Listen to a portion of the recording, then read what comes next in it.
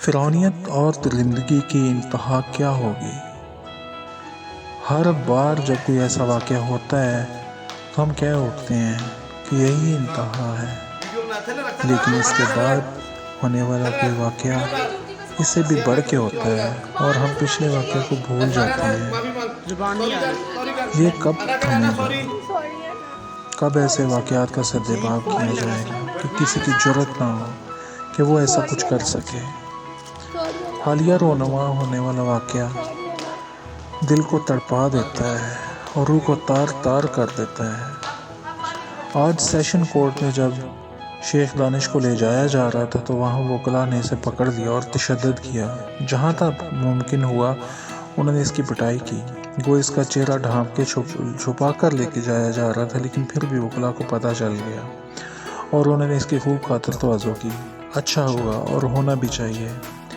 یہ واقعہ 9 اگست کو پیش آیا۔ اس کے بعد بھی اس فیملی کو بلیک میل کیا جاتا رہا اور دباؤ ڈالا گیا۔ ویڈیو کلپ دیکھ کے روح کانپ جاتی ہے کہ کوئی انسان ایسا کیسے کر سکتا ہے، درندگی کی اس سطح تک کیسے پہنچ سکتا ہے، اور پھر اس کی بیوی جو خود ایک عورت ہے کس طرح ایک عورت کی تذلیل کر سکتی ہے۔ ویڈیو میں اس کا لہجہ سنے آپ کو اندازہ ہو جائے گا کہ وہ فرعونیت کے کس درجے پر ہے۔ فرعونیت کی اس داستان کی ابتدا شیخ دانش کی بیٹی انا اور ختیجہ جو میڈیکلز کی اسٹوڈنٹ ہے اور BDS کے فائنل ایئر میں کی دوستی سے ہوئی۔ ایک دوسرے کے گھروں میں آنا جانا ہوا تو شیخ دانش کی اپنی بیٹی کی دوست پہ نیت خراب ہو گئی اور اس نے اسے پیسے کے زور پہ اپنی طرف راغب کرنے کی کوشش کی۔ ناکامی ہونے پر رشتہ بھیجا اور رشتے سے انکار پر غصے میں اگر اپنے گارڈز کے ساتھ اس لڑکی اور اس کے بھائی کو اس کے گھر سے اغوا کر لیا اور اپنی بیٹی کی جوتیاں چاٹنے پہ مجبور کیا۔ ذرا تصور کریں اس بیچارگی کی انتہا، جہاں اس بیچاری مظلوم لڑکی کو اس قدر دہشت زدہ کیا گیا کہ وہ سب کچھ کرنے پہ تیار ہو گئی۔ اس کے بھائی کی حالت کا اندازہ لگائیں جس کے سامنے اس کی بہن کے ساتھ اتنا ظلم کیا گیا۔ صرف یہی نہیں، اس کے بعد اس لڑکی کو دوسرے کمرے میں لے جا کے اس کے ساتھ زیادتی کی کوشش بھی کی گئی۔ درندگی، فحشی پن، فرعونیت، جہالت، کیا کہوں اس واقعے پہ؟ شرم سے سر جھک جاتا ہے۔ جب بھی کوئی ایسا واقعہ رونما ہوتا ہے ہم کچھ نہیں کرتے۔ ہاں، ہم کچھ نہیں کرتے، تھوڑا احتجاج کر کے نیٹ پہ پوسٹنگ کر کے لائکس اور ویوز حاصل کر کے چپ ہو جاتے ہیں۔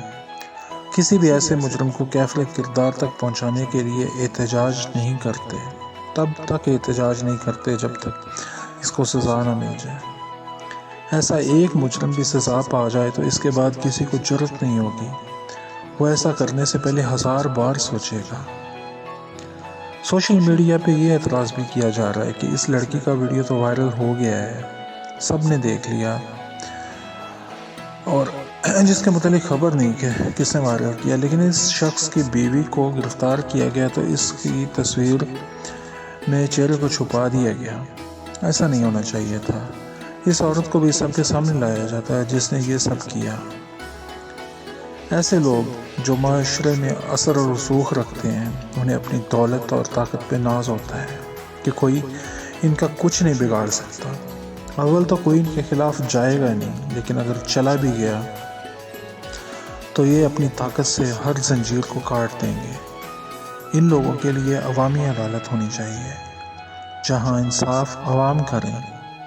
جب انصاف غریبوں اور امیروں کے لیے مختلف ہو تو پھر ایسے واقعات رونما ہوتے ہی ہیں۔ ضیاء الحق کے دور میں ایک بار ریپ کے مجرم کو دھوبی گھاٹ میں سرِ عام پھانسی دی گئی تھی۔ اس سرِ عام پھانسی کا اتنا اثر ہوا تھا کہ بہت عرصہ تک دوبارہ کسی کی ریپ کرنے کی جرأت نہیں ہوئی تھی۔ سیاسی حکومتیں ڈنڈی مار جاتی ہیں، تعلقات نبھانے کے لیے انصاف کو ایک طرف رکھ دیتی ہیں، لیکن فوجی حکومتوں میں ایسا نہیں ہوتا۔ ہر کوئی ڈرتا ہے کہ اگر کچھ غلط کیا تو فوجی لٹکا دیں گے، کسی کی نہیں سنیں گے۔ کیا سچ ہے اور کیا جھوٹ، اس سارے معاملے کی اصل حقیقت تو اللہ ہی جانتا ہے، اور پھر وہ لوگ جو تفتیش کریں گے۔ سوشل میڈیا پہ تو لوگ لائکس اور ویوز کے چکر میں کہانیاں بنا بنا کر ویڈیوز اپلوڈ کیے جا رہے ہیں، اور مجھے یقین ہے کہ ان میں سے کوئی ایک بھی متاثرہ لڑکی یا اس کے خاندان سے جا کے نہیں ملا ہوگا۔ اصل حقائق عوام کے سامنے آتے ہیں یا نہیں کچھ کہا نہیں جا سکتا، لیکن کہا جا رہا ہے کہ شیخ دانش کا کردار ٹھیک نہیں تھا۔ بے پناہ پیسہ اور طاقت ہو تو خرابیاں پیدا ہو ہی جاتی ہیں۔ مینار پاکستان والے واقعے پہ بھی سوشل میڈیا پہ لوگوں نے بہت شور مچایا اور پھر بعد میں شرمندہ ہوئے حقیقت جان کے۔ ظلم کے خلاف آواز اٹھانی چاہیے اور انصاف بھی ہونا چاہیے، لیکن جوش میں رہ کر نہیں، ہوش میں رہ کر۔ اس معاملے میں یہ تو طے ہے کہ یہ سارا واقعہ ہوا ہے، ویڈیو اس کے ثبوت کے لیے موجود ہے، لیکن پھر بھی کچھ سوالات ہیں جو اپنا جواب چاہتے ہیں۔ پہلا سوال یہ ہے کہ یہ ویڈیو کس نے وائرل کی اور کیوں کی؟ اس کا مقصد انصاف کا حصول تھا، بلیک میلنگ یا کچھ اور؟ بلیک میلنگ تو تب بھی ہو سکتی تھی جب یہ ویڈیو شیخ دانش کے پاس رہتی اور وائرل نہ ہوتی۔ شیخ دانش دھمکی تو دے سکتا ہے لیکن ویڈیو وائرل نہیں کر سکتا، کیونکہ ویڈیو وائرل کرنے کے بعد سب سے پہلے وہ خود پھنستا، پھر اس کے پاس بلیک میلنگ کے لیے کچھ باقی بھی نہ بچتا۔ ایک سوال یہ بھی ہے کہ وہ لڑکی کے گھر سے پیسے، زیورات، آئی فون 13 پرو میکس لے کر کس لیے گیا؟